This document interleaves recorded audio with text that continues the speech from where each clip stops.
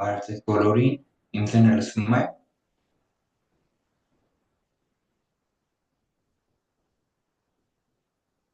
Եթե լսվում է, արձագանքեք, չաթում գրեք։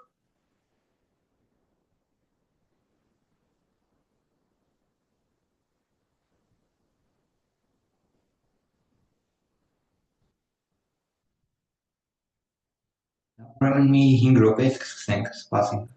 Մենակ էլի մարդ գալիս է, անցտա սկսենք։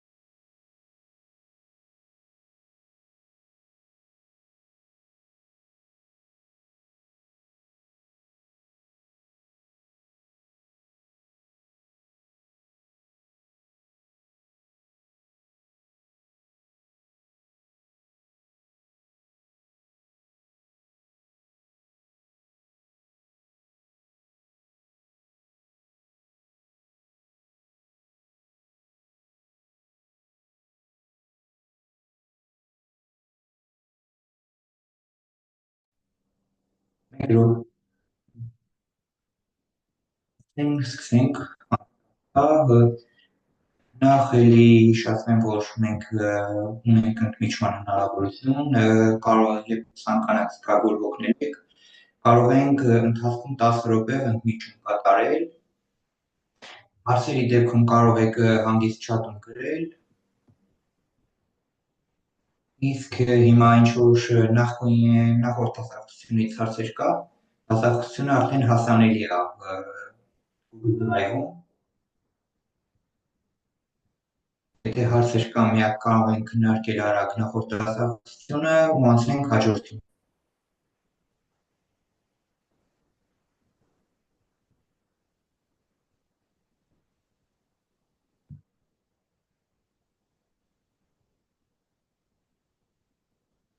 Հարց միացնենք նոթոզ։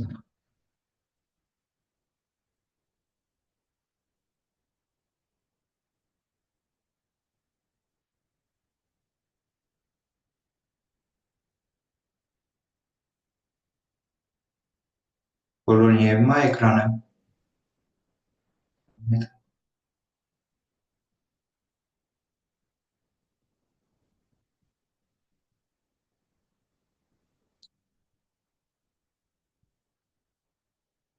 Հիմա էկրանը մեծ տարբերակով է։ Բոլորի համար օքեյ է, չէ՞։ Երևում է։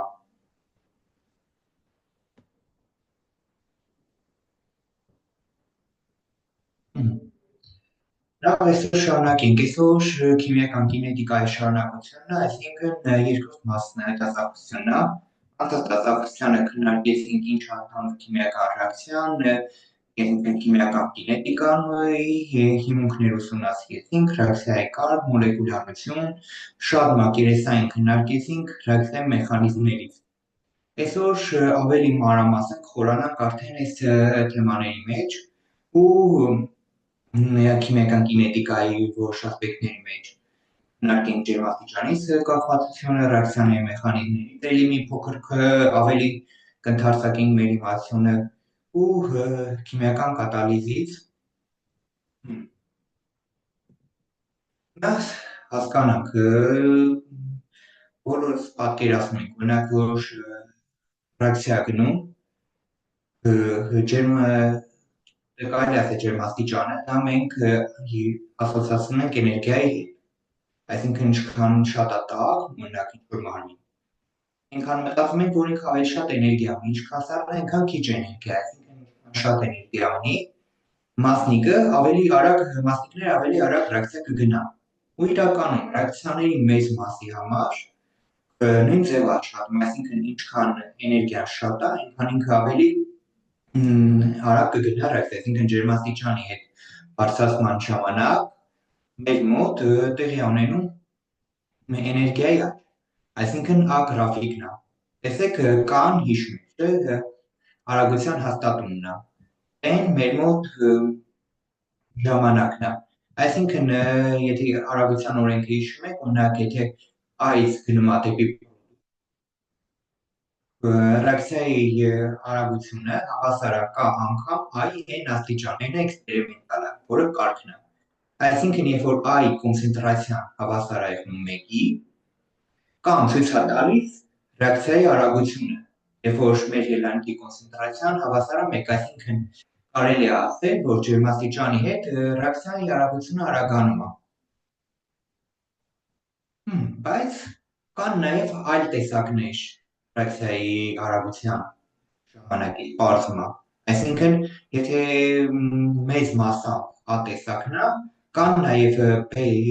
C, D տեսակներ։ Հիմա քննարկենք B տեսակը երբ է հանդիպում։ B տեսակը հանդիպում է ինքը հիմնականում էլի շատ նեղ ինչ-որ кейսերում է, դեպքերում է հանդիպում։ Ու հիմնականում իր վերաբերում է ֆերմենտատիվ կատալիզը, այսինքն ֆերմենտատիվ կատալիզը դրանք օրինակ ամոնիակը սինթեզում է երկաթ կատալիզատորի առկայությամբ, արդյունաբերական մեխանիզմը դա բոլոր դպրոցական ծրագրից գիտենք, բայց մարդու օրգանիզմում նմանատիպ ռեակցիաներ ոչ ամոնիակի սինթեզ, ուրիշ նման ռեակցիաներ սինթեզում են մեծ սպիտակուցային պոլիմերներ։ Հենց սպիտակուցները, որոնք շատ զգայուն են ջերմաստիճանի նկատմամբ։ Տեսեք, սկզբնական շրջանում սպիտակուցները իրանք կայուն են։ Օրինակ նկատած կլինեք, օրինակ փորձած եք, եթե ձուն խաշում եք, նորմալ վիճակում ինքը կանգնած է սպիտակուցից ու ձեռնոցից, ինքը ինք չի, բայց երբ որ իրան տակ հասնում ենք, ինքը իր հատկությունները լրիվ փոխում է, ու բոլոր սպիտակուցները, որ տակ հասնում ենք, իրանք իրանց հատկությունները կարող են փոխել։ Հիմա տեսեք, նույն է ֆերմենտները իրանք սպիտակուց են, իրանց հատկությունները կարող են փոխել տակ հասնելիս։ Հիմա ջերմաստիճանը բարձրանում է, ռեակցիայի արագությունը բարձրանում է, հասնում է ինչ-որ մաքսիմալ արժեքի, այս արժեքից սկսած ֆերմենտի կոնցենտրացիան արդեն սկսում է փոխվել, որովհետև մենք կամած մեր ֆերմենտը սկսում է քայքայվել, կամ ուրիշ դենատուրալ քայքայվելը սխալ բառ է։ Ֆերմենտների համար ճիշտ է դենատուրացվել, այսինքն իրանք փոխում են իրենց կառուցվածքը։ Մի քիչ ավելի մանրամասն ունենալու ենք 4 դասախոսություն, որի ժամանակ քննարկենք ֆերմենտային կինետիկան, ավելի մանրամասն այդ ժամանակ խոսանք սպիտակուցների կառուցվածքներից ու ֆերմենտային կինետիկայի։ Դուք այստեղ պետք է իմանաք, որ ինչ-որ ժամանակից սկսած մեր մոտ ֆերմենտը այն կառուցվածքով որ պետք է ռեակցիան արագացներ, այդ կառուցվածքով ֆերմենտ չենք ունենում ու որի հետևանքով ռեակցիայի արագությունը սկսում է նվազել այդ ջերմաստիճանից հետո։ Հիմա գնանք մի հատ ավելի տարօրինակ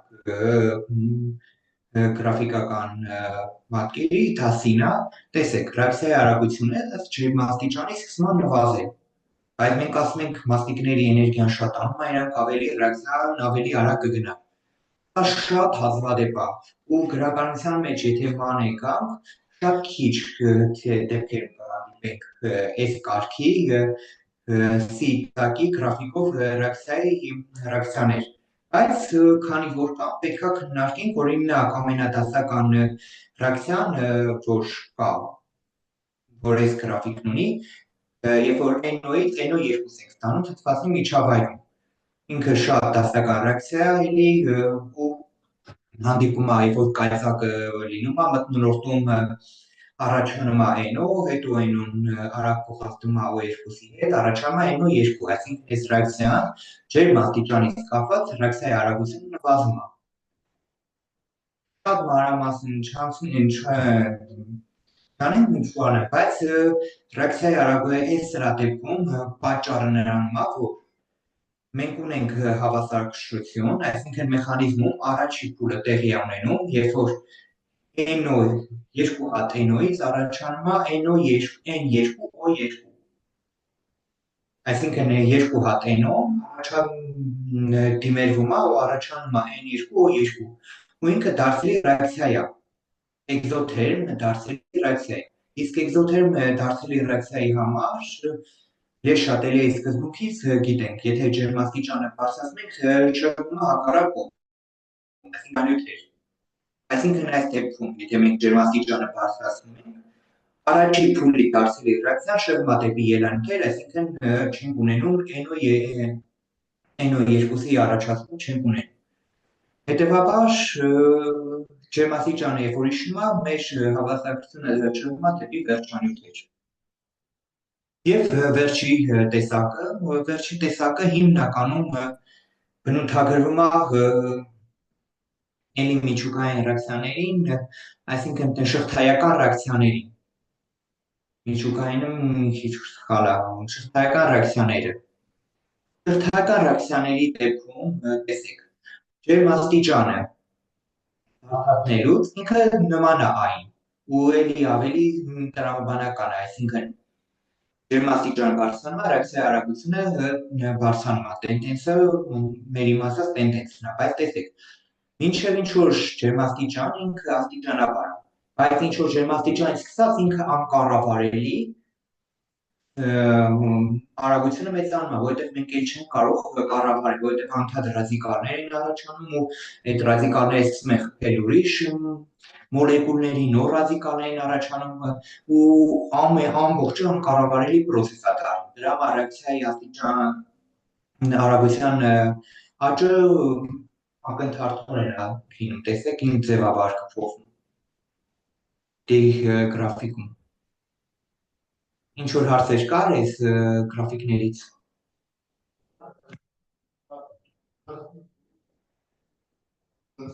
Հիմա արդեն անցնենք մոդելների։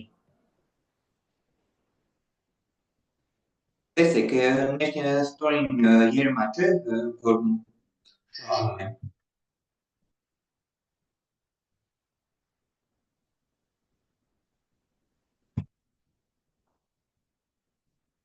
Թական ռեակցիաները, օրինակ H2 պլյուս բրոմ 2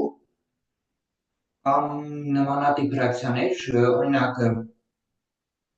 ինչ է տեղի ունենում նմանատիպ ռեակցիաների ժամանակ։ Առաջին փուլում հիմնականում տեղի ունենում կապի ճեղքում, օրինակ առաջին փուլը կոչվում է ինիցիացիա, որի ժամանակ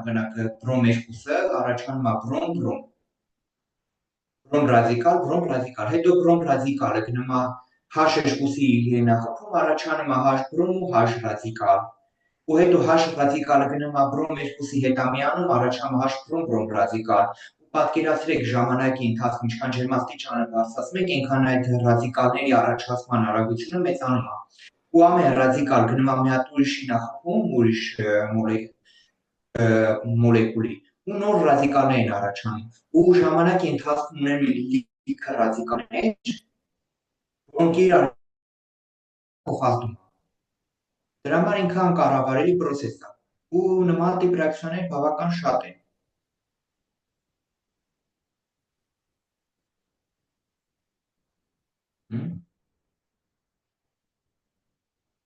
Մի քիչ ավելի մանրամասն հաջորդ դասախոսությանը, երրորդ դասախոսության ընթացքում կքննարկենք շփոթական ռեակցիաներից, օրինակ։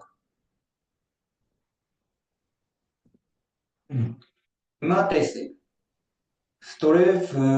տեսնում եք պատկերում 25 աստիճանում ինքը սիմուլյացիա է, տեղ պատկերացրեք մի ատոմանի ինչ-որ գազ է, որը 25 աստիճանում է ու 50 աստիճանում։ Ու ցույց է տրված 15 վայրկյանում տեղի ունեցող բախումների քանակը։ Ինչքան ջերմաստիճանը ռեակցիաները ընթանում են, երբ որ բախում է լինում։ Ու ինչքան ջերմաստիճանը բարձր է, այնքան մասնիկները ավելի արագ են շարժում։ Եթե արագ են շարժում, նշանակում է, որ նրանց միջև բախումների քանակը ավելի շատ կլինի։ Մոտավորապես 2.2-ի կարգի մոտավոր 2 անգամից ավել շատ է բախումների քանակը տեղի ունենում։ Ու առաջին անգամ ռեակցիայի արագության կապը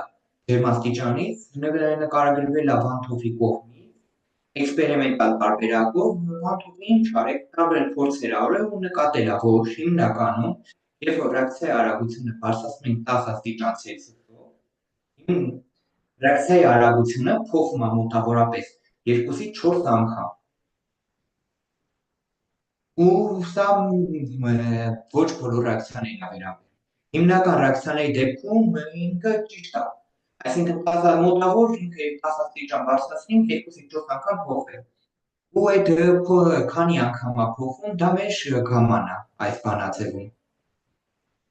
Այսինքն ինչ է ցույց տալի, եկեք բանաձև քննարկենք։ Ջերմատեղ երկու ջերմաստիճան ռեակցիայի արագությունը հարաբերած T1 ջերմաստիճանի հավասար է թե քանի անգամ է փոխվում, երբ որ դելտա T-ն հավասար է 10-ի, բարձրացրած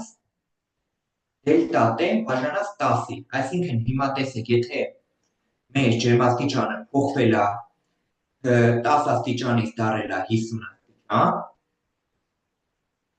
այսինքն 50-ից հանում ենք 10, ունենում ենք 40։ 40-ը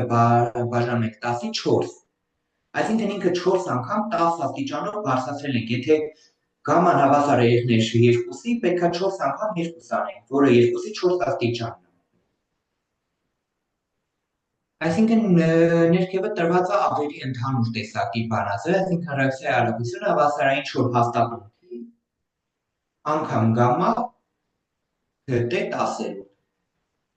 Հիմա եկեք մի ասենց բանավոր խնդիր ձևակերպեմ, եթե ձեր մոտ թուր կա գրանցեք, փորձենք հենց պատասխան ունենաք չաթում գրեք։ Մոտավոր ժամանակը խնդիրը ձևակերպելուց հետո կասեմ։ Ռեակցիայի երկարագության գործակիցը գամման հավասար է 3-ի ու ռեակցիայի ջերմաստիճանը սկզբնական 50 աստիճանից բարձրացրել ենք 80 աստիճան։ Քանի անգամ կփոխվի ռեակցիայի արագությունը։ 50 աստիճանից դարձրել ենք 80 աստիճան,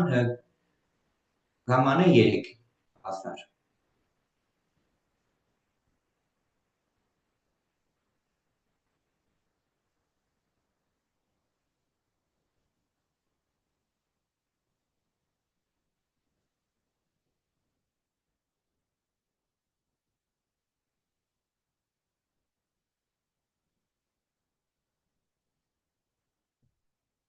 Եք արագ քննարկենք, ոնց հասկացա բոլորդ հիմնական ասել եք, այսինքն ոնց ենք անում։ 40-ից հանում ենք 50, տանում ենք 30։ 30-ը բաժանած 10-ի 3։ Այսինքն 3-ի 3 աստիճան, որը հավասար է 27-ի։ Ինքն 27 անգամ ռեակցիայի արագությունը մեծանում է։ Հիմա արդեն անցնենք հետագայում Վան Թոֆի կողմից էլեմենտար գտնվեց այս կարմիր վանդակի մեջ հավասարումը, բայց ինչպես տեսնում եք, էլի Վան Թոֆի անունը չունի, ունի Արենյուսի անունը։ Ինչու, որովհետև Վան Թոֆը գտել է բանաձև, բայց ինքը չի նկարագրել ինչ է նշանակում ոնց որ բանաձևը։ Իսկ Արենյուսը նկարագրել է հենց բանաձևը։ Հիմա սա Արենյուսի հավասարումն է, որտեղ ռեակցիան ոնց որ ունի ոնց որ կոորդինատներ, ըստ էներգիայի ցուցադրված։ Ամենայն հավանականությամբ թերմոդինամիկայից արդեն ծանոթացած այս գրաֆիկները, այսինքն ցուցադրվում ռեակցիայի ռեակտանտների էներգիան եւ ցուցադրվում պրոդուկտների էներգիան։ Օրինակ ըստ այս գրաֆիկի ռեակցիան էկզոթերմ է թե էնդոթերմ։ Պատասխան կարծիքներ կարող եք չաթում գրել։ Ըստ այս գրաֆիկի էկզոթերմ է թե էնդոթերմ ռեակցիան։ Դա թերմոդինամիկական մասն է հիմա դեռ։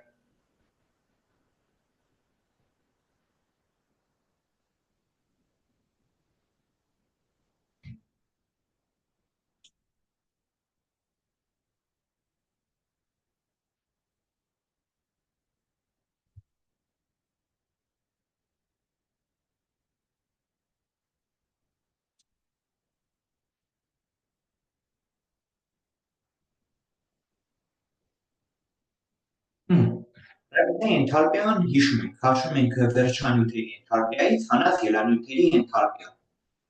Եկեք խնդիրը որպեսզի ավելի հեշտացնենք, այսինքն բոլորս գիտենք այդ բանաձևը։ Եկեք ամենասկզբնական կետը մեր մոտ 0-ն է, պրոդուկտների էներգիական մակարդակը եկեք ասենք պայմանական 10 է, ելանյութերի էներգիական մակարդակը եկեք վերցնենք ասենք 50 է։ Ինքը պայմանական թվեր է, իրական թվեր չի։ Հիմա երբ որ ելանյութերի էներգիայից, այսինքն 10-ից հանում ենք 50, 40, իսկ գիտենք էնթալպիան եթե բացրած ինքը էկզոթերմ պրոցես է։ Այսինքն այս սխեմայից հասկանում ենք, որ ռեակցիան էկզոթերմ պրոցես է, ոչ թե էնդոթերմ։ Եթե հակառակը լիներ, այսինքն պրոդուկտների էներգիական մակարդակը բարձր լիներ մեր ելանյութերի էներգիական մակարդակից, կլիներ էնդոթերմ պրոցես։ Հասկանալի է, ոնց ենք հասկանում ռեակցիան էնդոթերմ ռեակցիայի կորից, կոորդինատների, ըստ էներգիայի ու ռեակցիայի կոորդինատից։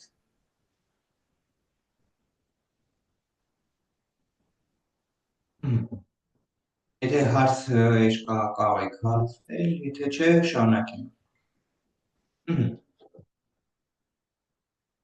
Նաև նկատենք, որ այստեղ տեսեք կարող է շարունակի էներգիական մակարդակը մյուս էներգիական մակարդակի հետ, այսինքն ուղիղ գծով միանալ, բայց մեր մոտ ինչ-որ փոքրիկ բարձրություն է առաջանում լրակի նման հատված։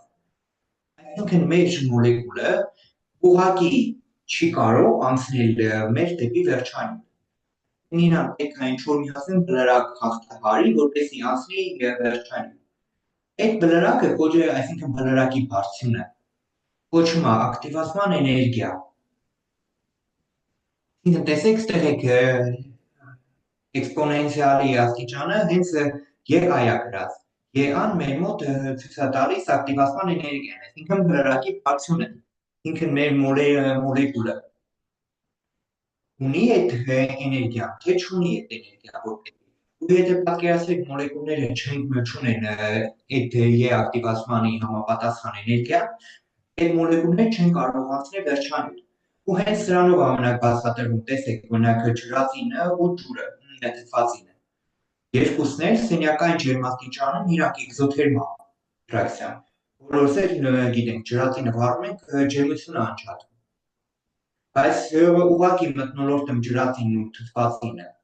որ խառնում ենք իրար, ռեակցիա չի տեղի ունենում, ջուր չի առաջանում։ Ինչի է պատճառը դրանով, քանի որ ուղղակի ջրածնի ու թթվածնի ակտիվացման էներգիան ավելի բարձր է, քան այսինքն չի հերիքում նրանց ակտիվացման էներգիա։ Նրանք չունեն բավարար էներգիա, որպեսզի հաղթահարեն այս բլրակը ու հասնեն դեպի վերջանյութ։ Բայց մի հատ կայծ ենք տալիս, ու կայծի պայմաններում նրանց էներգիան արդեն հերիքում է, ակտիվացման էներգիան, որպեսզի ընթանա։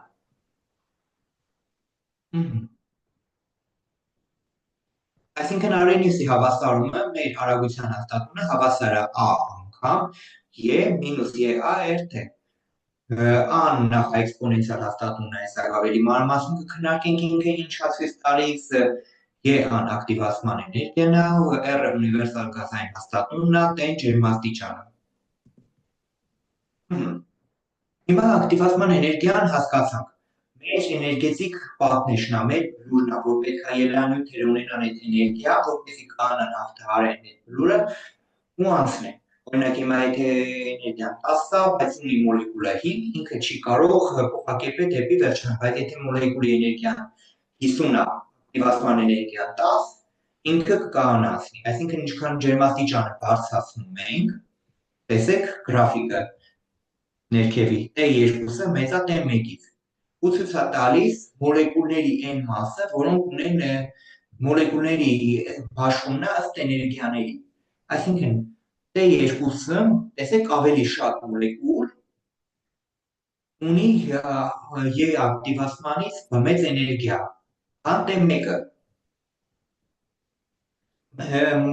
Ոնց ենք հասկանում ավելի շատ մոլեկուլ մակերեսներով։ Դուք տեսեք կարմիր մակերեսը ավելի մեծ է, քան կապույտ, այսինքն նշանակում է, որ մոլեկուլների քանակը, որոնք ունեն T2 ջերմաստիճան, որը մեծ է T1-ից, ավելի շատ մոլեկուլներ ունեն E ակտիվացմանից մեծ էներգիա, քան T1-ը։ Ու այս ամբողջը ցույց է տալի հենց էքսպոնենցիալ գործոնը։ Էքսպոնենցիալ գործոնը E աստիճան, այսինքն E հիշում ենք 2.71-ն է, մինուս EA/RT։ Ինքը ընդունում է 0-ից 1 թիվ։ Հիմա այսինքն 0-ից 1 միջակայքում ինքը ցույց է տալիս այն մոլեկուլների բաժինը, քանակը, որոնք ունեն բավարար էներգիա, այսինքն E ակտիվացման էներգիայից մեծ էներգիա։ Այսինքն եթե ունենք 100 հատ մոլեկուլ, ու իր էքսպոնենցիալ գործոնը հավասար է 0.5-ի, նշանակում է, որ 100 հատ մոլեկուլից 50-ը ունեն ակտիվացման էներգիայից մեծ էներգիա։ Եթե ունենք 100 հատ մոլեկուլ, սա 0.2-ը իր էքսպոնենցիալ գործոնը, այսինքն E մինուս EA/RT, նշանակում է, որ 100 հատից ընդամենը 20 հատ մոլեկուլն է, որ ունի E ակտիվացմանից մեծ էներգիա։ Ու հիմա տեսեք, այսինքն ըստ էքսպոնենցիալ գործոնի, երբ որ T-ն մեծանում է, տեն մեծացրինք, էքսպոնենցիալ գործոնների մեծանումը, կարող եք հիմա տարբեր թվեր տեղադրել տեղի տեղը, ան ինչ որ հաստատուն թիվ վերցնեք, օրինակ 50 օրինակի կամ 100, չգիտեմ։ Ու տարբեր տեր տեղադրեք ձեր համար ուղղակի ու փորձեք, տեսեք, որ երբ որ տեն մեծանում է, մեր էքսպոնենցիալ գործոնը մեծանում, այսինքն կարա ինչ որ տեի դեպքում 0.2, ավելի մեծ տեի դեպքում 0.3, հետո 0.4, 0.5 ու այդպես ստանում ենք ավելի մեծ թիվ։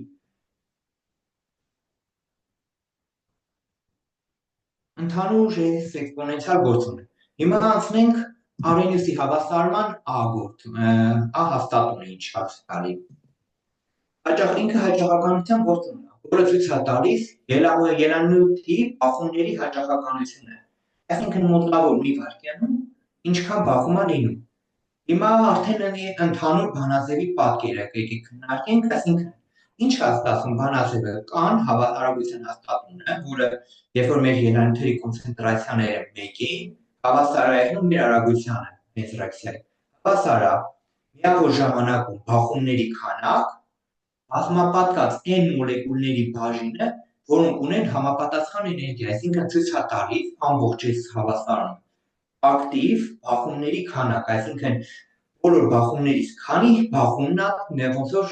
ռեակցիայով ավարտվում։ Ընդհանուր ինքը է դա ստանում, այսինքն բոլոր բախումներից որ մասն է ավարտվում ռեակցիայով։ Ու այս բանաձևի ամենամեծ թերությունն է նա, որ ինքը էքսպերիմենտալ է, այսինքն մենք չունենք եւ ան եւ չունենք ա։ Այս երկուսը պետք է մենք էքսպերիմենտով գտնենք։ Չկա էքսպերիմենտ, Արենիուսի հավասարումը չեն կարող օգտագործենք, որտեղ ոչ ան գիտենք, ոչ ան։ Ինքը մաքուր էքսպերիմենտալ է, ինքը շատ պարզ բանաձև է, բայց ինքը էքսպերիմենտալ է, այսինքն մենք ոչ մի բան չենք կարող անել։ Այս ամեն ինչից հարցեր կա։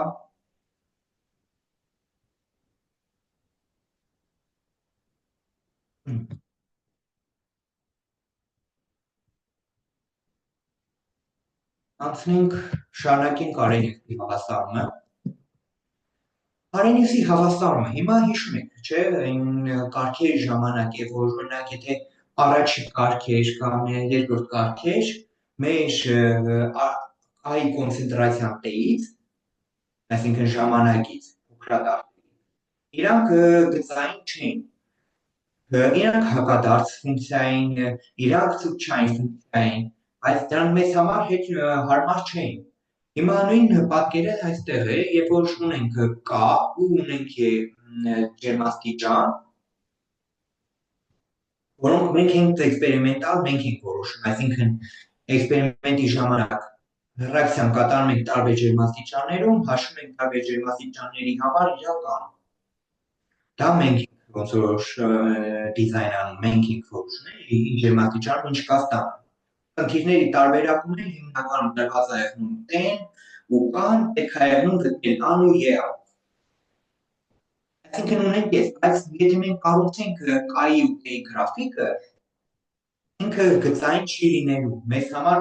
անհարմար է իրան օգտագործել։ Դրա համար ինչ են անում։ Արենիուսի հավասարումը գծայնացնում են ամբողջ հավասարման երկու կողմը բնական հիմքով լոգարիթմերով։ Հիմա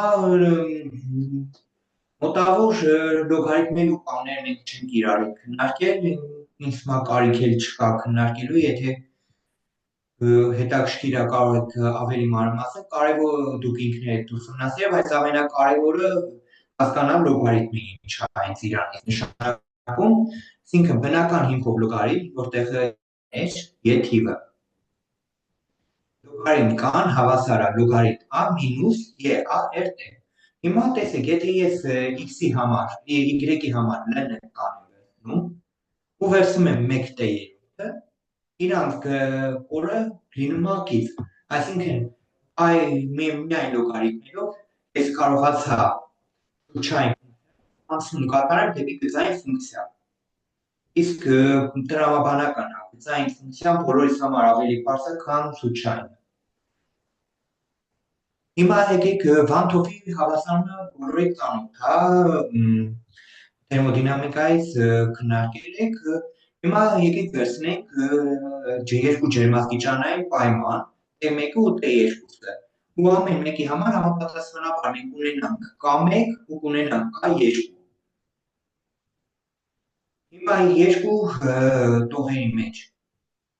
երբ որ իրարից հանենք, մենք ունենում ենք Վանթովի հավասարմանը շատ նման հավասարում, ունենում ենք լոգարիթմ K2-ը հարաբերած K1-ի, հավասար է մինուս EA բաժանած R-ի փակագծի մեջ 1T2-ից հանած T1։ Վանթովի հավասարման մեջ ուղղակի արագության հաստատումների փոխարեն մեր մոտ հավասարության հաստատումներն են երկու ջերմաստիճաններն ու E ակտիվացմանի փոխարեն ռեակցիայի էնթալպիան է։ Այսինքն ինքը շատ նման է Վանթովի հավասարման, իրանք ունեն տարբեր կիրառելիություն, որովհետև իրանք նույնը չեն, իրանք տարբեր են։ Իրար հետ պետք չի խառնել։ Արագության հաստատումներ են, այն Վանթովի հավասարման մեջ, որը թերմոդինամիկայից էր, հավասարչության հաստատումներ են, ու ընդեղ եք էնթալպիա էր ռեակցիայի, այստեղ ակտիվացման էներգիա, իրար նման են, հիշելու համար իրար նման կանանք հիշենք, բայց իրանք տարբեր հավասարումներ են, իրար հետ խառնել պետք չի։ Ու վերևը երևում է, որ ոնց է կծայնանում, այսինքն լոգարիթմը հավասար մինուս E բաժանած R-ը 1/3 գումար լոգարիթմը, որը տեսեք Y-ը LN-ական է, M-ը այս դեպքում մինուս EA բաժանած R-ի, X-ը 1/3 գումար B։ Ու նկատենք, որ կորի թեքությունը, սլոպը հավասար է մինուս E բաժանած R-ի, այսինքն մեր անկախ գործակցի 1/3-ի անդամն է, այսինքն մեր մոտ X-ի գործակիցն է, X-ը ինչ թվա բազմապատկված մինուս EA բաժանած R։ Հարցեր կա այս հավասարումից։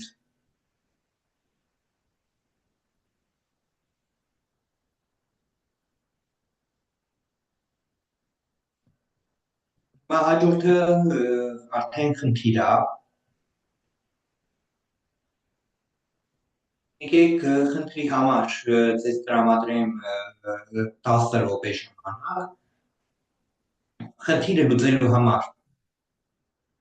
ուզում եք գրաֆիկական տարբերակից օգտվեք, ուզում եք ոչ գրաֆիկական տարբերակից օգտվեք, ուզում եք կարող եք օգտագործել Microsoft Excel կամ ուրիշ գործիքներ, որոնք թույլ կտան ձեզ արագ գծել գրաֆիկ, կարող եք ձեռքով գծել, կարող եք այդպիսի գործիքներ օգտագործեք, կարող եք ընդհանրապես գրաֆիկով չլուծել, բայց երբ հաշվեք ակտիվացման ու ան, չաթում տեղադրեք։ Մոտավոր այս խնդրի համար 10, եթե անհրաժեշտ լինի 5 րոպե հնարավորություն ունենք ելի ավելացնելու։ Եթե անհրաժեշտություն եղնի սլայդը փոխել հետ գնալ նախորդ սլայդ, չաթում գրեք, կարող եմ տեղափոխել նախորդ բանաձևերի սլայդը։ Կամ եթե անհրաժեշտ է, կարող եմ հիմա տեղափոխեմ մի հատ բանաձևերը նայեք, ձեր մոտ անցկացնեք, հետո էլի հետ վերադառնանք։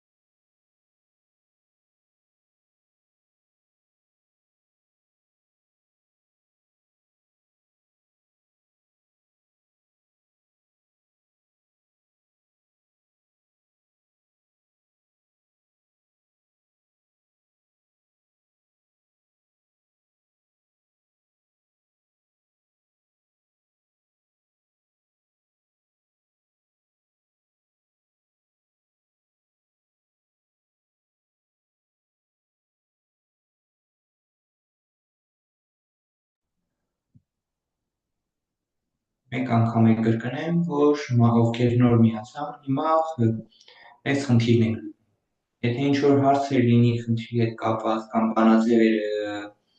նախորդ սլայդը ցանկանաք, կարող եք չաթում գրել, տեղափոխեմ նախորդ սլայդ, հետո հետ վերադառնալ։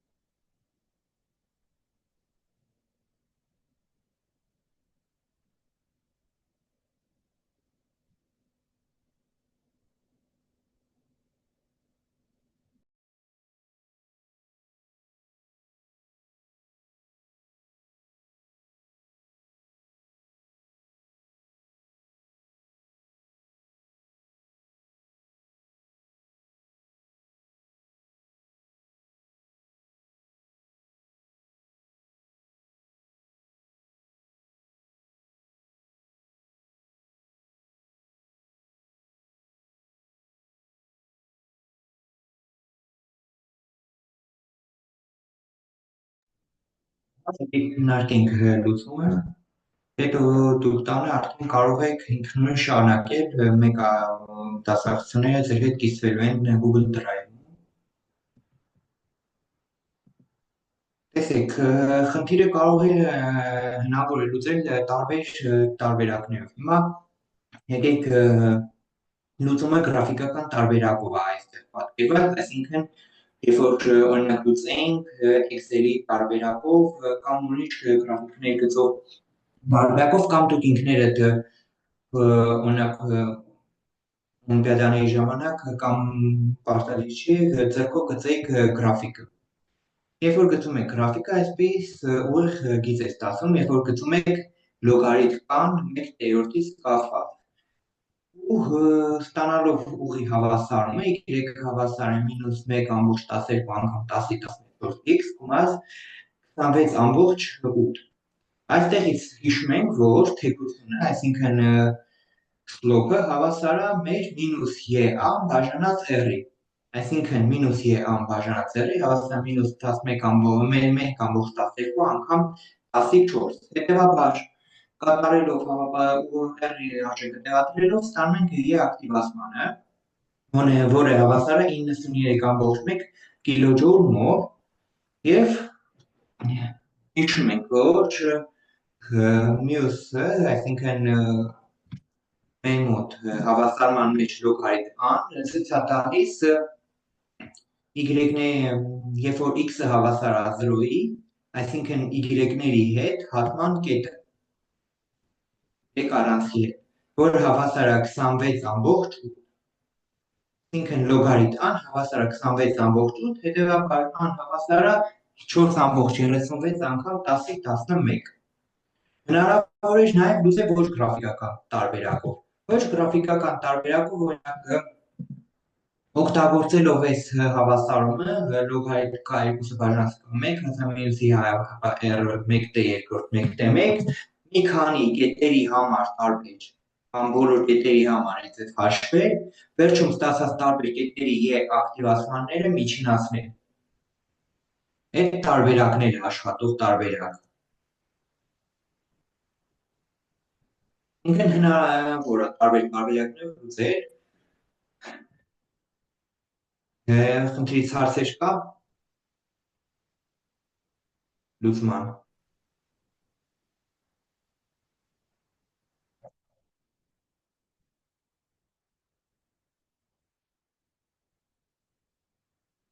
Կարող եք տանը մեկ անգամ էլ ինքնուրույն փորձել, ահա, -1/12 անգամ 10-4-ը x-ի ինքը գործակիցն է, երբ որ ուղիղը ստանում ենք, ուղի հավասարումը ստանալու ժամանակ x-ի գործակիցը հավասար է եղնում -1/12 անգամ 10-4, որը ցույց է տալիս թեքությունը։ Հիմա տեսեք, x-ը 1/3-ն էր։ 1/3-ի դիմաց -y-ան, այսինքն -y ակտիվացմանը բաժանած r-ին է։ Այսինքն այս հավասարման մեջ մեր թեքությունը հավասար է -y-a բաժանած r-ը։ Այստեղ նույն slope-ը հավասար է -1/12 անգամ 10-4 աստիճան։ Հետևաբար -y-ան բաժանած r-ի հավասար է -1/12 անգամ 10-4։ Այստեղ խնդիրը լուծված է գրաֆիկական տարբերակով, բայց ասում եմ պարտադիր չի, որ դուք գրաֆիկական խնդրից է կախված, կարող է խնդիր լինի, եթե էքսպերիմենտ ենք անում, էքսպերիմենտալ տարբերակում ամենահարմարը գրաֆիկականն է, բայց կարող է խնդիր լինի, որ եթե խնդիր ենք լուծում, պարտադիր չի գրաֆիկական, կարող եք նաև տարբեր ջերմաստիճաններում այս մի մեթոդով, որ տարբեր երկու ջերմաստիճանով ստանալ տարբեր մի քանի y ակտիվացմաններ, որոնք հետո միջինացնեք, վերցնեք թվաբանական միջինը ու ստանաք էլի մոտավոր 93/1 կիլոջոուլ/մոլ թիվը։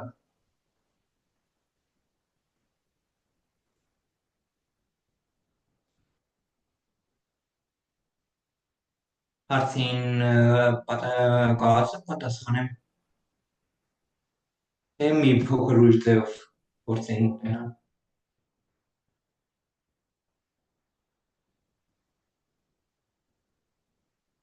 Եթե հարցեր կա, կարող եք հանգիստ գրել։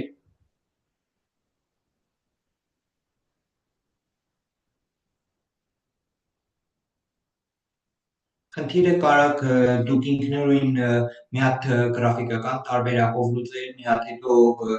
այդ մյուս, որ տարբեր կետերի մեջ հաշվում եք տարբեր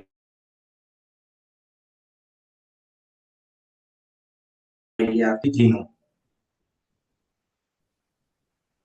Գրաֆիկականը ինքը ավելի ճշգրիտ է միշտ, բայց պետքա գրաֆիկական դեպքում ճիշտ հավասարում կանոնակ դուրս բերել։ Բայց երկու դեպքում էլ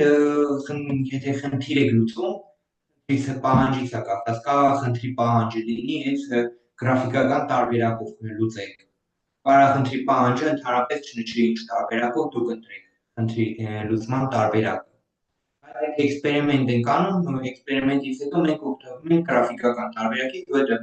գրաֆիկական տարբերակը ավելի ճշգրիտ է։ Եթե խնդիրը չի նշում ինչ-որ մի տարբերակ, ըստ ձեր նախասիրությանը։ Եթե հարցեր չկա, անցնենք առաջ։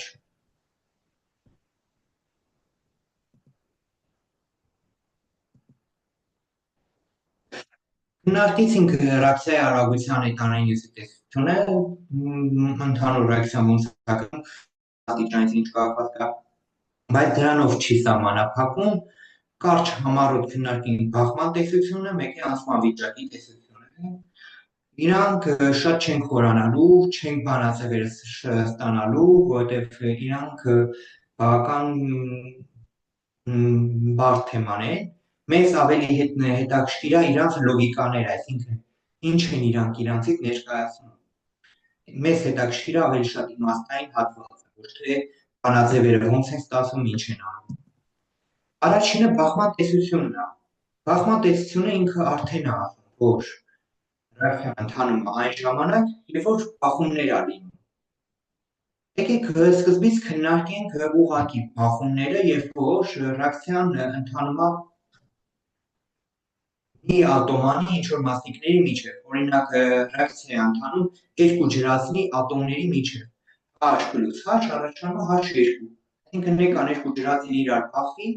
տեղի ունեցավ ռեակցիա։ Այսինքն տրամաբանորեն մեր ռեակցիայի արագությունը հավասար է մեր բախումների քանակին։ Հիմնական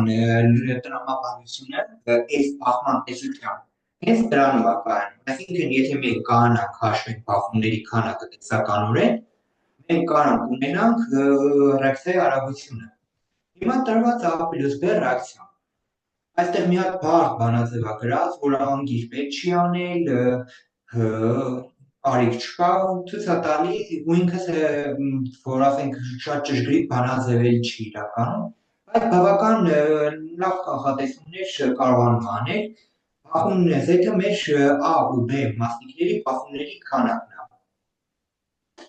Հիմա եկեք հասկանանք բանաձևը ինչ է ուղղակի իրանից ներկայացնում։ NA, այսինքն մասնիկների NA բաժանածվեն մեր կոնցենտրացիան, այսինքն I կոնցենտրացիա անգամ B կոնցենտրացիա։ Հիմա հասկանալի է, որ համատական, այսինքն եթե երանգների քանակը շատացնենք, կոնցենտրացիան իրանց շատանում է։ Բախումների քանակը շատանում է, այսինքն եթե քիչ ունեցանք, բախումների քանակը ավելի քիչ կլինի։ Հաջորդը ուղիղ համատական է բախման տրամագծին։ Բախման տրամագիծը կարելի է ասել երկու A ու B միջուկների միացման գիծն է։ Այսինքն տրամաբանորեն ինչքան մեծ է մեր մասնիկները, այնքան իրանց բախման հավանականությունը ավելի հեշտ կլինի, իրանք ավելի հավանական է որ բախվեն ու ավելի շատ բախում կլինի, քան փոքր մասնիկները։ Իրանք սա ամեն ինչը տրամաբանական է։ Հաջորդը գալիս է արմատ տեն։ Այսինքն ինչքան ջերմաստիճանը բարձրացնենք, մասնիկների արագությունը մեծանում է։ Եթե մասնիկները ավելի մեծ արագությամբ են շարժվում, այնքան ավելի շատ բախում կունենանք։ Հաջորդը բաժանած արմատ մյուի։ Մյուն մեր մոտ բանն է, վերականգնված զանգվածը։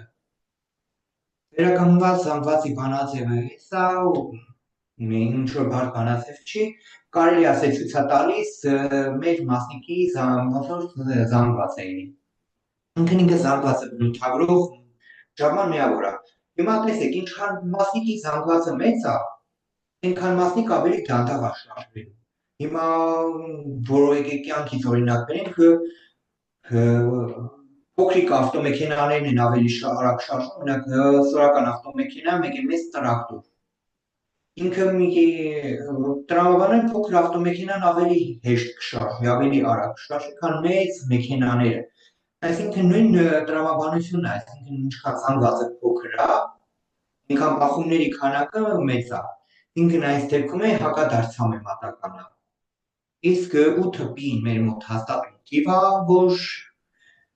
պին 3.14-ն է, B-ն Բոլցմանի հաստատունն է, Բոլցմանի հաստատունը ձեզ ծանոթ լինի էնտրոպիայի գաղափարից, որովհետև էնտրոպիայի գաղափարը ինքը ներմուծվում, որովհետև հենց էնտրոպիայի ստատիստիկ սահմանումն է, որ K-ը անգամ լինի հավանականության, որը հավասար է ունիվերսալ գազային հաստատունը բաժանած Avogadro-ի թվին։ K-ն հավասար է ունիվերսալ հաստատունը, այսինքն 8.314 բաժանած 6.02 10-23-ի։ Էլի հաստատուն թիվը։ Ինքն բանաձևը անգիր պետք չի իմանալ, ոչ մեկ կարծիքով իմաստ չունի անգիրել։ Ուղղակի պետք է հասկանալ, օրինակ, եթե կոնցենտրացիան մեծացնենք, ինչ կլինի, բախումների քանակը կշատանա, թե կփոքրանա, եթե շարավիղը մեծանա, կշատանա, թե կփոքրանա, եթե զանգվածը մեծանա, ինչ կլինի ու ջերմաստիճանը փոխելուց ինչ կլինի։ Դրանք ավելի կարևոր, որպեսզի մենք իմաստային հասկանանք իրանց։ Հիմա հասկացանք, Z-ը բախումների քանակն է։ Նաև մեր մոտ էքսպոնենցիալ գործոն կա, որը ցույց է տալիս այն բաժինը մասնիկների, որոնք ունեն համապատասխան էներգիա, որ կարող ռեակցիա գնալ։ Հետևաբար արագությունը հավասար կլինի Z անգամ էքսպոնենցիալ գործոն։ Հիմա Z-ի տեղը տեղադրում ենք իր արժեքը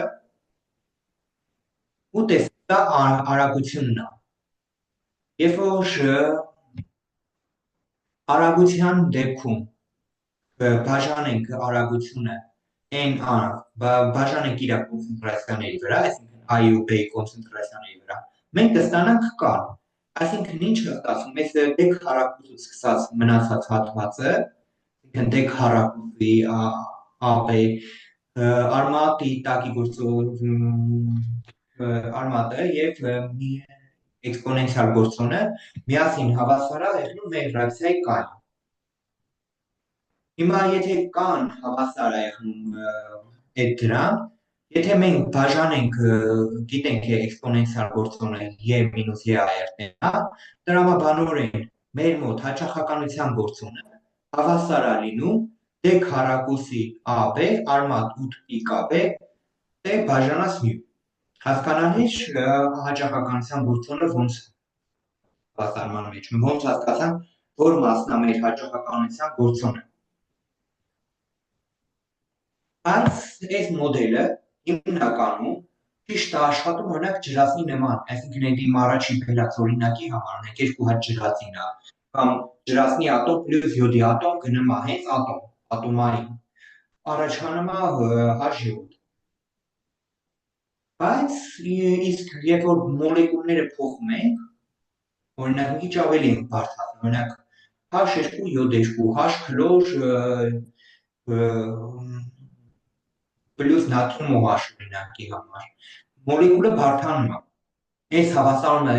կամասից սխալ է դառնում, ու այն կարգի է սխալ դառնում, որ մենք մոտավոր կարող է նույնիսկ մի միլիոն անգամ շեղում իրական արժեքի հետ։ Ինչի է եղնում դրա համար։ Փորձը ցույց է տալիս, որ մեր բախումները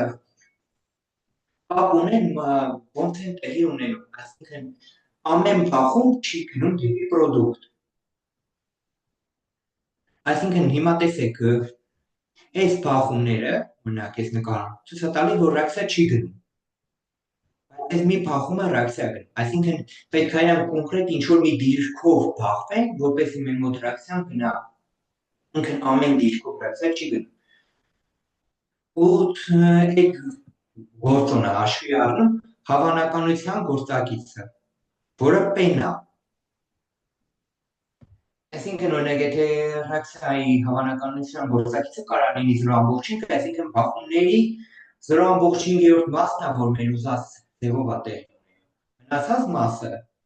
անկապ բախում, այսինքն այն մյուսը առանց ռեակցիայի արդյունքի բախումն է։ Մենակ կեսն է բախումների, որ իմաստալից է եղել։ Ու կարող են գրել K-ի համար մի հատ նոր հավասարում, որը բախման տեսությունից է գալի արդեն P հավասար է P անգամ Z, G մինուս G A բաժանած R-T։ Հիմա այս տեսության լավն այն է, որ մենք ինչ որ չափ կարողանում ենք արդեն Z ունենանք, այսինքն մենք ինչ որ չափ արդեն I-ին տեսականորեն կարողացանք մոտենալ, բայց P-ն հաշվելը շատ բարդ է ինքը, էլի էքսպերիմենտալ է պետք լինում, այսինքն իրան P-ն հաշվելը ինչքան մոլեկուլները բարդանում է, ասենք կարող է մենք պարզ մոլեկուլների համար կանենք ինչ որ P հանենք տեսականորեն, բայց բարդ դեպքերի համար P-ն հանելը կարելի ասել շատ բարդ է, ու դրա համար արդեն այս մեր տեսության թերությունն է, ու պլյուս այս Z-ը մենք ստանում ենք գազերի կինետիկ տեսությանից, գազերի կինետիկ տեսության մեջ ընդունված է, որ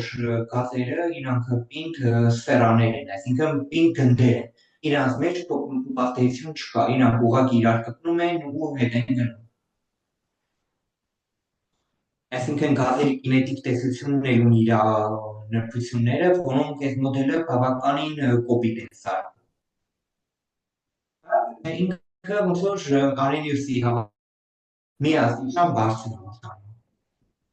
Դեք եւ բախման տեսության հավանականության գործակիցը, այսինքն P-ի մասը ավելի մանրամասնացած տալի NO+, առաջանում է երկու հատ NO+ ու chlor 2, տեսեք, երբ որ N-ը կապույտն է, N-ը կարմիրն է, on կապույտը, ուրեմն կանաչ է։ Հիմա տեսեք, երբ որ երկու N-երով են իրար բախվում, էֆեկտիվ չի եղնում։ Երբ որ N-ը ու chlor-ն են բախվում, ռեակցիա չի ընթանում, բայց ռեակցիա գնալու համար պետք է երկու chlor հատվածներով բախվեն։ Այս տեսությունից հարցեր կա։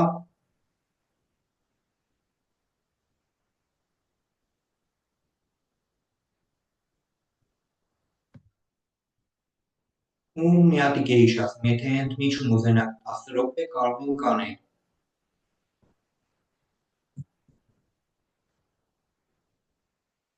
Ուղղակի չաթում կգրեք, որ Ման վիճակի տեսություն։ Արդեն մի աստիճան է բարդացնում։ Ասման վիճակի տեսությունը ավելի տեսական ու ներկապային ընդունված ամենաճշգրիտ մեթոդներից մեկն է։ Ռեակցիայի անցման տեսությունը ինչ է ասում։ Արդեն գիտենք, ռեակցիայի ելանյութ կա, վերջանյութ կա ինտերմեդիատներ, օրինակ մեխանիզմ, ավտեր մեխանիզմներ չենք քննարկել։ Կա ինտերմեդիատներ, մեկ կա անցման վիճակներ, transition state, այսինքն անցումային ինչ-որ վիճակներ են։ Ինչ է ասում, ասում է, որ ռեակցիան գնում է, ինքը ինչ-որ այդ լրակը հաղթարելու ժամանակ, ինչ-որ անցումային վիճակ է առաջանում։ Տեսեք, ստեղ եք պատկերված է այդ անցումային վիճակը, որից հետո նոր ինքը գնում է պրոդուկտ։ Այսինքն ստեղ եք այս անցումային վիճակը, ինքը բարձր էներգետիկ վիճակ է, որ պետք է մենք ունենանք, որ կանա հետո այդ վիճակը անցում կատարի դեպի պրոդուկտի։ Հիմա ռեակցիան, օրինակ, ստեղ եք օրգանական ռեակցիա, CH3 բրոմ ու OH-, ինքը ընթանում է SN օրգանական դեռ չեք քննարկել, բայց SN2 մեխանիզմով առաջանում է այս անցումային վիճակը, տեսեք, մենք գիտենք օրգանականը հնգավալենտ ածխածին չկա, բայց այս վիճակում հաստատի հնգավալենտ չի էլի ածխածինը, բայց ինքը կարելի ասել միաժամանակ կապ ունի քիմիական O-ի հետ կամ բրոմի հետ։ Սա անցումային վիճակ է, տեսեք, մենք լիարժեք կապ չենք գրում, գծերով ենք անում։ Ինքը լիարժեք կապ չի, բայց ինչ որ կապ կա իրար մեջ։ Ու անցումային վիճակներում տեսեք գրում ենք այսպես անցումային վիճակը նկարում ենք, դնում ենք իրանց քառակուսի փակագծերի մեջ ու վերին հատված գրում ենք ջնջած հավասար։ Գրելաձևը այդպես է։ Ու այս անցումային վիճակից հետո առաջանում է մեր մոտ մեթանոլ ու բրոմ մինուս։ Տեսեք ռեակցիայի անցման վիճակի տեսությունում իջ արդեն նշանակումներն էլ փոխվում։ Անցման վիճակի տեսությունում արդեն մենք ունենում ենք X-ի ազատ էներգիա։ X-ի ազատ էներգիան արդեն թերմոդինամիկայի ծանոթ է, էլի ոնց ենք հաշվում, ելանյութերից անում ենք վերջանյութերի էներգիաներ։ Հիմա այսինքն այս դեպքում մեր մոտ վերջանյութը S լրակի վրա մեր անցման վիճակն է, այսինքն այս անցողիկ ոնց որ հենց այս մասնիկն է։ Ու մեր ելանյութը հենց մեր ելանյութերն է, այսինքն եթե մենք անենք մեկը մյուսից Gibbs-ի էներգիան, կստանանք դելտա G։ Հիմա միասին ծարակ հարց, այս ռեակցիան էկզոթերմ է թե էնդոթերմ։ Կարող եք չաթում գրել։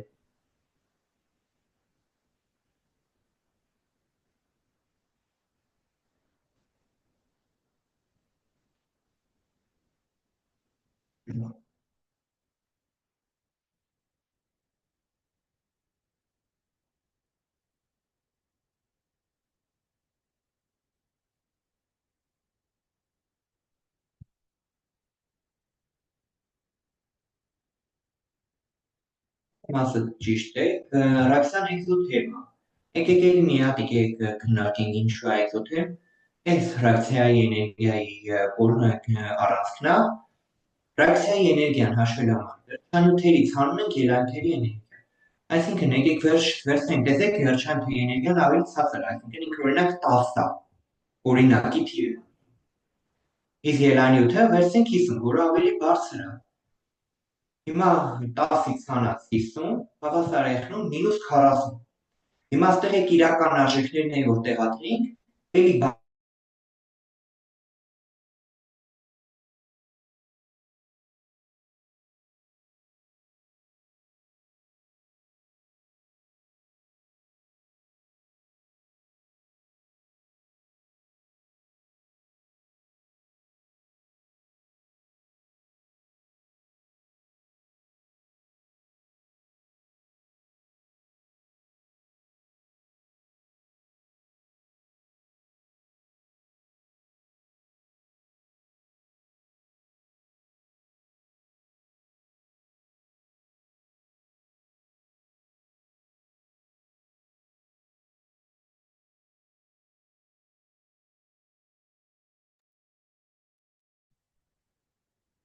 Հիմա արդեն հասկանալի է, որ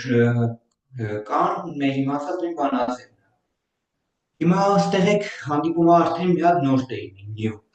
Նյուն ցույց է տալիս ոնց որ բարերը հաղթահարելու հավանահաճախականությունը։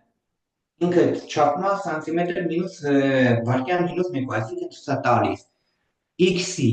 որ մասն է, որ կարողանում է հաղթահարի բարերը ու գնա դեպի պրոդուկտ, այսինքն x-ը տեսեք երկու կողմով կարա գնա դեպի ելանյութ, որտեղ դարձել է կարա դեպի վերջանյութ։ Նյուն ցույց է տալիս որ մասն է, որ գնում է դեպի վերջանյութ, այսինքն ռեակցիայի արագությունը հավասար է նյու անգամ x, որտեղ մեր վերջանյութի առաջացումը հենց x-ից է կախվում։ Հետևաբար, երբ որ x-ը այստեղից հավասար է k անգամ AB, ինքն r-ը հավասար է նյու անգամ AB k։ Եկեք տեսեք, արագության օրենքը հիշում եք, որ եթե արագության օրենքը գրեինք ուղղակի ռեակցիայի համար, մենք ունենալու ենք r-ը հավասար է k անգամ a, ելանյութերից հետ կախված։ Հիմա այսինքն ունենում ենք մեր k-ն հավասար է եղնում նյու անգամ k։ Հետո այստեղ էլի բանաձև է, որը կատարելով որոշակի ձևափոխություններ, բանում էլի ոնց որ անցման վիճակի տեսությունն է։ Ունենում ենք Էյրինգի հավասարումը, որը ինքը շատ նման է Արենիսի հավասարումին, տեսեք, որտեղ այն դե փոխարեն ոնց որ դրված է K անգամ E բաժանած H ու էքսպոնենցիալ գործոնն է, որտեղ J ակտիվացմանը, Արենիսում ակտիվացման էներգիա է, այստեղ փոխվում է դելտա J-ի անցման վիճակի դելտա J, ու իր չափման միավորը, կախված է մեր ռեակցիայի մոլեկուլյարությունից։ Իրանք, այսինքն, եթե մեր մոտ ռեակցիայի մոլեկուլյարությունը 1 է, չափման միավորը ինքը չափման միավոր չունի։ Այսինքն նայում է մոլեկուլյարություն 1-ից հանած 1 0, ինքն մոլյարությունից կախված չի։ Եթե ինքը մոլեկուլյարությունը 2 է, մոլյարությունը -1 է։ Կապեն Բոլցմանի հաստատումն է, տեն ջերմաստիճանը, H-ը Պլանկի հաստատումն է։ Իրանք հաստատում թվեն կապեն ու տեն։ R-ը ունիվերսալ գազային հաստատումն է։ Ռեակցիայի դելտա J-ն է հավասարանում ակտիվ կոմպլեքսի դելտա J-ից հանած ելանքի դելտա J։ Դե ուղղակի բանացել է, որտեղ ցույց է տալիս, որ մեր ռեակցիայի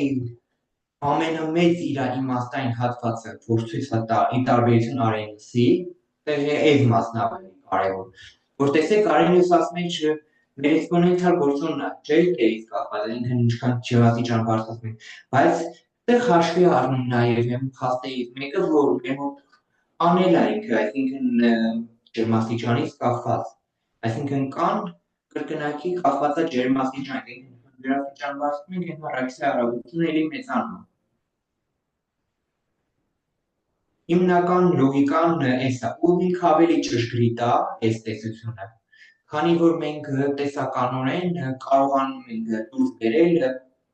ռեակցիայի համար կա։ Յուն ինքը հաստատում է, յուն հենց հավասար է երկրում KB անգամ T բաժանած H-ի։ Ինքը տելի տեսականորեն դուրս է բերվում, անգիր պետք չի իմանալ, իսկ կան էլի էքսպերիմենտալ հաշվարկներով, բարդ մաթեմատիկական հաշվարկներով կարողանում ենք դուրս բերել, այսինքն մենք կարողանում ենք լրիվ տեսականորեն ստանալ կան։ Սա այն երկու տեսությունների հետ համեմատած ամենաբարդն է, քանի որ իր հաշվարկային մասում բավական բարդ տեսություն է, բարդ բավական հաշվարկներ են, բայց մենք կարողանում ենք տեսականորեն ստանալ կա։ Հիմա մեզ հետաքրքիր չի ոնց որ ոնց է այդ ամեն ինչը տեղի ունեն։ Մեզ այլ հետաքրքիր է, որ ինքը ինչ հայրանք ներկայացնում, որ ունենք ակտիվ կոմպլեքս, անցման վիճակ, ու ինքը ամենաճշգրիտ մեթոդն է, մոտավոր այն մյուս երկուսի հետ համատեղ։ Մեզ այսքան կարելի ասել պետք։ Եվ մի հատիկ վերջնական sense համեմատություն անենք, տեղ մի փոքր տեսեք վթարի հետ է համատվում անցման վիճակը, բախումների տեսությունը, ինքն ինչքան է սենց բախվում, ունին նկարը ստեղելի է ցուցատա։ Ամեն հավասարման մեջ տեսեք կան Արենիսի հավասարումը, բախման տեսության մեկի կան ըստ անցման վիճակի, որտեղ կատարվել է մի փոքր ձևափոխություն, որտեղ գիտենք դելտա J-ն հավասար դելտա H մինուս D դելտա S։ Այստեղ ուղղակի դելտա H-ի դելտա J-ի փոխարեն տեղադրվել է իր դելտա H մինուս D դելտա S-ը։ Առանձնակի ինչ-որ բան չի արվել։ Ու տեսեք, ստեղ I համար, ամեն մեկի համար իր արտահայտությունը գրել է A-ն, որը հավասար է մի դեպքում PZ-ի, P-ն հավանականության գործակից անգամ բախումների, ու հավասար KB-T բաժանած H անգամ էնտրոպիա բաժանած E։ Այս մի դեպքում ավելի հետաքրքիր մասը հենց մեր մոտ, որ տեսեք ռեակցիայի էնտրոպիայից է կախված։ Էնտրոպիան գիտենք, ցույց տալիս ռեակցիայի անկանոնությունը ինչքան անկանոն է։ Ու ստեղ հաստատից ասում է, որ մեր մոտ եթե առաջին փուլը, այսինքն դեպի ակտիվ կոմպլեքս առաջացման էնտրոպիան փոքր թիվ է, ինքը մեր մոտ, այսինքն փոքր թվերի դեպքում տվյալ ֆունկցիան ինքը փոքր թվեր է, մոտավոր նույն իմաստն է ունենում ինչ-որ P-ն, այսինքն այդ անկանոնության մեջ ինչքան է մեր մոտ ոնց որ նպատակային բախում եղնում։ Այսինքն, եթե մենք նայենք, որ մեր մոտ ակտիվ կոմպլեքսը, այսինքն դեպի ակտիվ կոմպլեքս առաջացման էնտրոպիան փոքր թիվ է, մոտավոր նույն իմաստն է ունենում ինչ-որ P-ն, այսինքն անկանոնության մեջ ինչքան է մեր մոտ ոնց որ նպատակային բախում եղնում։ ինքը մոտավոր համարժեք է, բայց երբ որ մեր մոտ դելտա S-ը շատ մեծ է, նշանակում է դեպի պլյուս անսահմանություն ու դեպի մինուս անսահմանություն։ Ինքը էքսպոնենցիալ ֆունկցիայի մեջ է։ Ինքը մեր մոտ ցույց է տալիս, որ երբ որ դելտա S-ը շատ մեծանում է դեպի կամ պլյուս կողմ կամ դեպի մինուս, ինքը էքսպոնենցիալ կերպով է փոխում ու արդեն մեր մոտ ռեակցիայի արագությունը շատ ավելի է փոխվում, քան մեր մոտ P-ով մենք ունենայինք, այսինքն այս դեպքում ավելի ճշգրիտ է, որովհետև երբ որ մեր մոտ իրոքից ռեակցիաներ կա, որ չեն կարող ընդհանրել P-Z-ով, որովհետև տեսականորեն պետք է ինքը այս վիճակներ չի բնութագրում, բայց մենք հաշվի առնելով ակտիվ վիճակի, որ գոյություն ունի այդպիսի ակտիվ վիճակ ու դելտա S,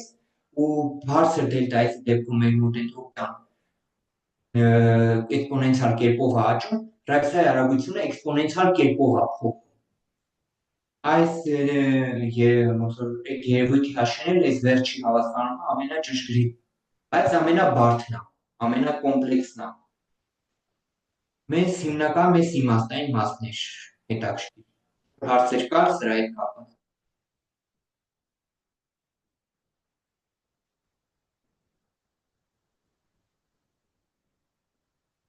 Կարելի ասել արդեն համարյա մոտենում ենք հեսա դասակցության ավարտին, միացենց փոքր հարց, ռեակցիայի ցիկլակնկալում, որ ունենա ամենափոքր հավանականության գործոնը։ Հավանականության գործոնը հիշում ենք բախումների տեսությունից էր, որը ցույց էր տալիս, թե բախումների որ մասն է, որ մեր ուզած դիրքով է եղնում, այսինքն ամեն դիրքով բախումը էֆեկտիվ ռեակցիայի է բերում։ Որ մասն է, որ էֆեկտիվ է։ Ու այս ռեակցիաներից պետք է ընտրենք այն ռեակցիան, որի դեպքում հավանականությունը ամենափոքրը կլինի։ Մոտավոր 2 ժամանակ, եթե տարբերակ ունեք, կարող եք գրել չաթում։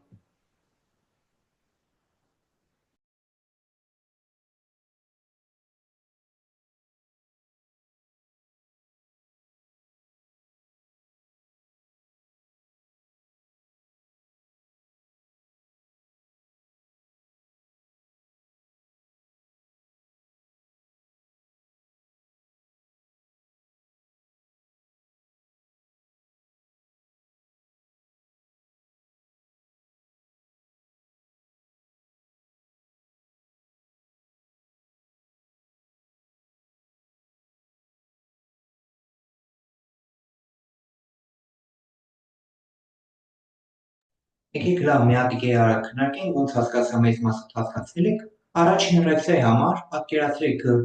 մի գունդ H7-ն է, մի գունդ ջրածինն է, ոնց բախվեն նույն ձևը, այսինքն իր համար P-ն հավասար է լինում H2O2։ Կարելի է ասել իր համար ինքը ոնց որ կարելի ասել մի գունդ էլի ջրածինն է, մի գունդ յոդ 2-ը, այսինքն իր համոտ P-ն էլի ձգտելու է 1-ի, բայց H-քլորը ու H-քլորը կարան իրար հետ բախվեն, կամ քլորը ջրածին, քլորը քլորին, ջրածինը ջրածին, ու այստեղ կախված արդեն ոնց է ռեակցիան գնալու, կարա տարբեր ոնց որ տարբերակներով բախվի, դրա համար P-ն ամենափոքրն է լինում, ու ոնց հասկացա մեծ մասը հասկացել։ Այսինքն մեզ պետք է հասկանալ հենց այդ ձև մանրուքները, ոնց է կախված ռեակցիայի բախումների հաճախականությունը, տարբեր ֆիզիկական պարամետրեր, օրինակ ջերմաստիճանից, զանգվածից, ու ինչ հենց այդ հավանականության գործոնը այս կախմատեսության մեջ։ Հիմա անցնենք հաջորդը, այս էր։ Արագ մի քիչ քննարկենք ռեակցիայի մեխանիզմը, որ հաջորդ դասակցությունը ավելի խորանալու է մեխանիզմը։ Մեխանիզմը ոնց որ ցույց է տալիս, ինքը փոքր փուլերից է ոնց որ կախված մեր ռեակցիա, որտեղ ռեակցիան ընթանում է, ինքը միանգամից ջրածին 2 հատ 7 քլորի հետ չի փոխվում։ Ինքը ընթանում է մանր փոքր փուլերից։ Հիմա տեսեք առաջին փուլում եղնում է H2-ը գումարվում է 7 քլորին, առաջանում է H7 1-ի H քլոր, հաջորդ փուլում H7-ը ու 7 քլորը միմյանց հետ փոխադրում են, առաջանում է յոդ 2 ու H քլոր։ Հիմա ամեն այս փուլը կոչվում է տարական փուլ։ Ու այս տարական փուլում առաջանում են միջանկյալ միացություններ։ Հիմա տեսեք մեր ռեակցիայի վերջանյութերում կա H+, ու J2, մենք չունենք H7։ Այս դեպքում H7-ը մեր համար միջանկյալ միացություն է։ Տեսեք, ամեն այս փուլը ինքը ունի իր ակտիվացման էներգիան։ Այսինքն ամեն այս փուլը ունի նաև իր համար ակտիվ կոմպլեքս, այսինքն այն իր բլրի գագաթի միացություն ունի։ Այսինքն կա առանձին միջանկյալ միացություն, որը H7-ը գիտենք կայուն է։ Մենք կարանք իրան ռեակցիայում տեսնենք, ֆիքսենք։ Ինքը մեր վերջանյութը չի, այսինքն ինքը առաջանում ու ծախսում է, ինքը միջանկյալ է։ Իսկ ակտիվ կոմպլեքսը ինքը բանկայուն է, ինքը բարձր էներգետիկ է, ինքը բլրի գագաթին է, ինքը քայքայվելու է, իրան ձեռնտու չի ինքը։ Այսինքն ակտիվ կոմպլեքսը միշտ չի, որ կարողանում ենք մենք իրան ֆիքսել, բայց միջանկյալ միացությունը ավելի հեշտ է ֆիքսել։ Այս սրանք։ Հիմա տարական փուլերի արագության օրենքները։ Հիմա տարական փուլը հասկացան, որ ռեակցիան չի։ Ռեակցիան էս է, ու ռեակցիայի արագության օրենքը որ գրելու եղնենք, մենք իր կարգը չգիտենք։ Տարական փուլերը իրանք մի քիչ ուրիշ են։ Տարական փուլեր են, օրինակ ASP։ Տարական փուլում մոլեկուլայնությունը արդեն այստեղ 1 է։ Ու իր արագության օրենքը տարական փուլին է, հավասար է R անգամ կա A։ Այսինքն տարական փուլը այստեղ առաջին կարգի է։ Այսինքն տարական փուլերի համար մենք կարանք ասենք, եթե մի հատ է մասնակցում, իր գործակիցը կարգը 1 է, բայց ռեակցիայի համար չեն կարող։ Հիմա երբ որ A-I է, 2 հատ A է, մոլեկուլայնություն 2 կա քառակուսի, երբ որ տարական փուլը AB է, UP SF։ Հիմա տեսեք, 3-ը արդեն հիշում ենք, մոլեկուլայնություն, այսինքն նշանակում է, որ միաժամանակ 3-ն է միտեղ բախվում են։ Ինքը շատ քիչ է հավանական, բայց կարող տեսականում է լինի։ Ու արդեն հասկանում ենք, ինչի է հենց տարական փուլում ինքը հենց կարգի հետ համապատասխան, որովհետև մենք էքսպերիմենտալ ռեակցիայի կարգը որոշում ենք, որից հետո մենք որ արդեն գիտենք ռեակցիայի կարգը, մենք կարողանում ենք ռեակցիայի կարգի հիման վրա դուրս հանել ոնց որ ռեակցիայի մեխանիզմը։ Դրա համար է ռեակցիայի մեխանիզմում հենց կարելի ասել կարգերը հենց իրանց հետ համապատասխանում են։ Հաջորդ դասակցությանը ավելի մանրամասն կպատկերացնենք ինչի է հենց իրանք SF ու ոնց ենք ռեակցիայի կարգից ոնց որ մեխանիզմ դուրս հանում։ Մոտավոր լոգիկան կհասկանանք։ Բայց հասկացանք, տարական փուլում ռեակցիայի կարգը, այսինքն տարական ոչ թե ռեակցիայի, այլ տարական փուլի կարգը համապատասխանում է տարական փուլում մասնակցող մասնիկների գործակիցներին։ Ռեակցիայի դեպքում ռեակցիայի կարգը չի համապատասխանում իր գործակիցներին, դա էքսպերիմենտալ է։ Մեխանիզմի տարական փուլում իրանք համապատասխանում են, որովհետև էքսպերիմենտի մեխանիզմը ինքը տեսական է, որը մենք ստանում ենք էքսպերիմենտների արդյունքում։ Մենք կարողանում ենք մեխանիզմը գտնել էքսպերիմենտներ կատարելու։ Ինչ որ հարցեր կար այսքանի հետ կապված։ Հիմա հաջորդ տերմինը ծանոթանանք, արագությունը որոշող փուլ։ Տարբեր փուլեր են գնում, բայց տարբեր փուլերում մի փուլը հիմնականում արագ դանդաղ գնա, մնացածը արագ գնա։ Ու հիմնական մեծ ձև, այսինքն սա փուլերը նույն արագությամբ չեն գնում։ Մի փուլ ավելի շատ դանդաղ գնա, մյուս փուլ ավելի քիչ, այսինքն որ ավելի շատ ակտիվացման էներգիա ունենա, ինքը ավելի դանդաղ կգնա, որ ավելի փոքր ակտիվացման էներգիա ունենա, ավելի արագ։ Ամենամեծ այդ ակտիվացման էներգիա փուլը կոչվում է արագությունը որոշող փուլ, լիմիտավորող փուլ, տրամաբանորեն է։ Ինքը եթե առաջի փուլի արագությունը 10 է, երկրորդ փուլինը 1 է, մեր ընդհանուր ռեակցիայի արագությունը 11 է, բայց կարելի ասել հիմնականում ներդրում ունեցավ մեր արագության վրա այդ 10 արագությամբ փուլը, որովհետև հիմնականում տեսեք 10-ի, 11-ի մեջ 10 ավելի մեծ ներդրում է։ Որտեղ օրինակ է տրված, որ NO2 + CO, NO, CO2-ն է, տեսականորեն, փորձնականորեն մենք ստացել ենք իր արագության օրենքը, R հավասարակա n ու քառակուսի, իր մեխանիզմը տրված է ստորև։ Մենք հասկացանք, որ արագությունը CO-ից կախված չի։ Ու հիմա հասկանում ենք ինչի է իր արագությունը կախված չի։ Տեսեք, առաջի փուլում NO 2 գումարած NO 2 առաջա NO 3 NO, ու սա դանդաղ փուլն է։ Մեր ռեակցիան կախված է երկու հատ NO-ից, NO 2-ի, որը երկմոլեկուլային ռեակցիա։ Դրա համար իր արագությունը մենք էքսպերիմենտալ ստացել ենք կան R հավասար կա NO 2 քառակուսի։ Այսինքն մենք մեխանիզմը ի սկզբանե չգիտենք, մենք էքսպերիմենտ ենք արել, տեսենք CO-ից կախված չի։ Հիմա մենք մտածել ենք, բայց ո՞նց կարա մեխանիզմը լինի։ Ու մտածենք, որ առաջին փուլում CO-ն չի մասնակցում, որը դանդաղ փուլն է։ Պլյուս էքսպերիմենտալ մենք կարող է ֆիքսացնենք NO3-ը, գտածենք կամ ֆիքսացնենք, որ միջանկյալ NO միացյուն է։ NO3-ը միջանկյալ առաջ, NO պրոդուկտը։ Միջանկյալ NO3-ն է համակարգում։ Ու այս ամեն ինչի շնորհիվ մենք կարողանում ենք ոնց որ մեխանիզմի ոնց որ հասկանալ, որ մեր ոնց է դանդաղ փուլն է։ Հասկանալի է, այսինքն մեր պետքա ռեակցիայի արագությունը, որը փորձնականորեն ստացել ենք ռեակցիայի կարգը, պետքա համապատասխան լինի մեխանիզմին։ Եթե մեխանիզմը չի բացատրում մեր փորձնականորեն ստացված արագության օրենքը, նշանակում է մեր մեխանիզմը սխալ է։ Այս դեպքում մեխանիզմը, տեսեք, դանդաղ փուլը երկու հատը NO-ի է մասնակցում, NO2-ը մասնակցում, որի համար հենց ինքը համապատասխանում է մեր արագության օրենքին, որովհետև ինքը դանդաղն է, այսինքն մեր արագությունը կարանք փաստացի ընդունենք, որ հավասար է առաջին փուլի արագությանը։ R-ը հավասար է կա անգամ NO2 քառակուսի։ Հարցեր կա մեխանիզմից։ Ու այս նկարվել գալիս է վիզուալ ցույց տա, տեսեք, այստեղ դիմադրությունը ու բոլոր ավտոմեքենաները այս ուժուր հատվածում դանդաղում են։ Այստեղ ցույց է տալի միջանկյալ նյութերը, որոնք են, տեսեք, այս հիմա կարմիր կետով որ ցույց են տալի ինքը միջանկյալ նյութն է, որ առաջանում է, ինքը բավական կայուն է, բայց ինքը ծախսվելու է, այսինքն ինքը վերջանյութեր չի։ Ունենք ելանյութեր ու այս բլրակների գագաթները մեր մոտ միջանկյալ վիճակներն են, այսինքն ակտիվ կոմպլեքսները։ Ու ամեն անգամ ունենք ակտիվացման էներգիա, կոնկրետ այս դեպքում մեր մոտ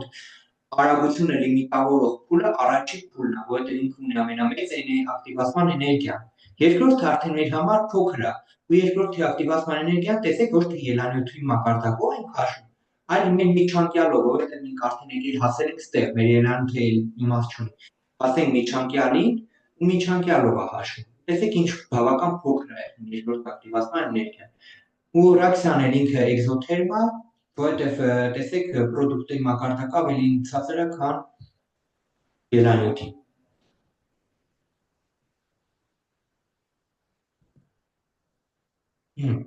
Եկեք շատ կարճ խոսանք զուտ ինչ է հոմոգենը, ինչ հայտարարում է տալիս ու այսքանով կավարտենք։ Հոմոգենը այսինքն ինչ է, կատալիզատորը այն մասնիկն է, նյութն է, որ մեր ռեակցիայի արագությունը արագացնում է։ Ինհիբիտորներն են հակառակներն են, ռեակցիայի արագություն դանդաղացնում են։ Հոմոգեն կատալիզային է, որ մեր կատալիզատորը գտնվում է նույն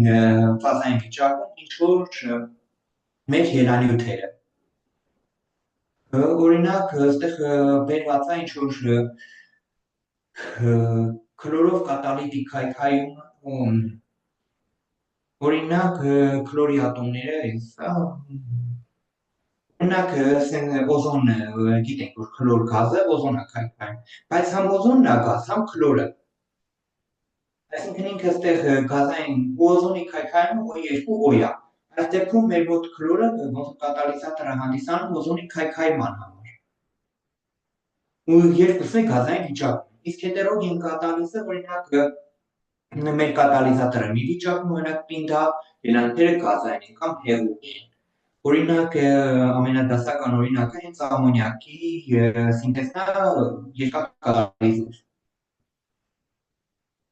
Երկաթը պինդ է, մնացածը գազ է։ Այդտեղ օրինակն է տալի։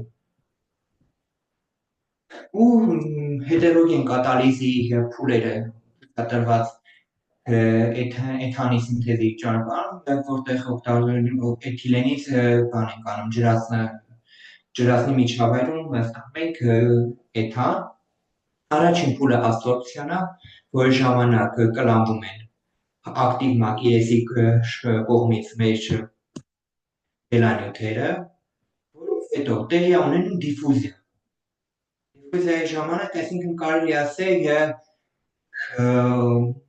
աբսորբցիայի ժամանակ կպչում են, իսկ դիֆուզիայի ժամանակ կարելի է ասել իրար են մոտենում, ավելի են խորանում, ավելի են իրար փորձում ձգտում են իրար։ Հենց արդեն իրար հասան այնքան մոտիկ, որ կարա ռեակցիա գնա, ընթանում է ռեակցիան։ Առաջանում է վերջանյութեր, վերջում դեսորբցիան, այսինքն պոկումը։ Առաջացած մեր պրոդուկտը պոկվում է։ Կա հետերոգեն ֆազի կինետիկա, կա հոմոգեն ֆազի կինետիկա, որոնք չեն քննարկել։ Իրանք առանձին թեմաներ են ավելի մեծ, բայց մենք չենք քննարկել, եթե հետաքրքիր լինի գրականություն կարող ենք տրամադրենք, որ դուք ուսումնասիրեք, բայց ոնց որ մեր թեմայից ու եթե հարցեր կար կատալիզի հոմոգեն հետերոգեն։ Դե չկա հարց 3-ին փորձեք պատասխանեք, հենց պատասխան իմանաք չաթում կարող եք գրել։